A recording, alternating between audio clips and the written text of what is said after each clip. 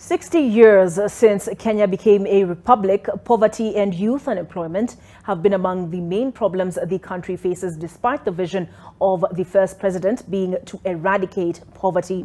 NTV's Martin Mwangi spoke to a number of Kenyans who feel that the vision is still miles away from becoming a reality. In the informal settlements of Kibra, Lydia Atieno, a single mother of 2 daughters, goes about her daily business. She lives in a single-roomed iron sheet house together with her family, where she caters for all their needs. Her youngest daughter suffers from cerebral palsy, making it even more difficult for Lydia. Lydia does not have a job, and she relies on housekeeping work around the neighborhood to earn a living.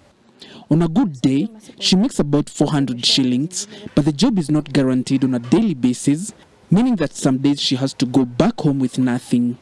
Yo 400 ukipiga hesabu yako, ukuje kwa nyumba na uko na watoto. Kwa bajeti ya sai na maisha ya sai si rahisi. Huyu mtoto anahitaji kusoma, anahitaji kulipiwa school fee. Cost yake kama sai anafaa kurudi shule. Bajeti yake siwezi, manake ni shopping yake nikiangalia is almost 7,000. Hiyo pesa sina. The situation is so bad for her that she has not only been unable to afford for her children's expenses, but she's also 3 months late on her house rent. Sometimes, the family is forced to skip a meal or have just 1 meal in a day. Nikubahatisha, unaweza pata leo mkose. Mkipata mnasema asante, mkikosa pia mnasema asante, na nimewafunza wanajua. Cause utaenda kuiba. Maisha hajakuwa rahisi. For her, the only wish is to secure a job and for the cost of living to go down so that she can afford the educational and medical expenses for her 2 daughters. Just within the same neighborhood, Collins Odhiambo, a water vendor, shares almost a similar experience. According to him, business was much better a while back. Napata hiyo maji saa zingine unaweza zungusha, hakuna hata mwenye ananunua. Si eti yuko na maji. Yuko tu na maji. Ijapokuwa mahitaji imekuwa mingi, haya mihela pia zipatikani rahisi. The 500 shillings that he currently makes on a good day goes to purchasing some basic commodities and paying for his house rent, meaning he hardly saves anything. Inafika wakati yenye hata mambo ya ile yenye ulikuwa unaweza weka hata 10, kesho weke 10, imekuwa balaa juu. Bei za vitu zinaongezeka kila wakati. Before he decided to become a water vendor, Odhiambo worked as a mason, but he left the trade because of its uncertainty. He says that sometimes he could report for duty, but end up making nothing at all as the opportunities were too limited. Nowadays, hata kupata hiyo kazi haijakuwa rahisi sana. Juu ukienda hata kwa hizo masite, watu wanapatiana kazi kwa kujuana.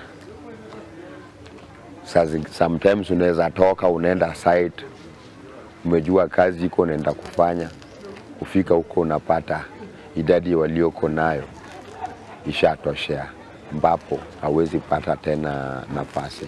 In the case of Gregory Odhiambo, he studied Bachelor of Business Information and Technology, but his efforts to secure a job became futile. After sending numerous applications to various organizations, Odhiambo gave up and he currently works as a tout within Nairobi. Masomo ilikuwa poa, but after masomo hakuna chochote fruitful, like hakuna kitu yenye imehada, so tuko tu kwa manjia huku tunahangaika. Odhiambo is one of the many young people in the country who have found themselves stranded without employment after completing their studies. Federation of Kenya Employers confirms the gloomy situation with a November 2023 report that shows that the cost of doing business in the country is getting unfavorable by the day. According to FKE, 70,000 jobs in the formal private sector were lost between October 2022 and November 2023. An average of 191 jobs lost daily.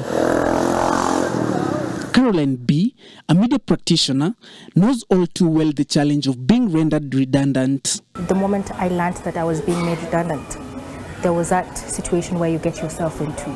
You're not sure of what to do. It hits you like, what just happened? You're so unsettled. You don't have any answers for the situation you're going through. And this was my very first time. it is evident that 60 years down the line, the country has a long way ahead in ending poverty and elevating the problem of youth unemployment.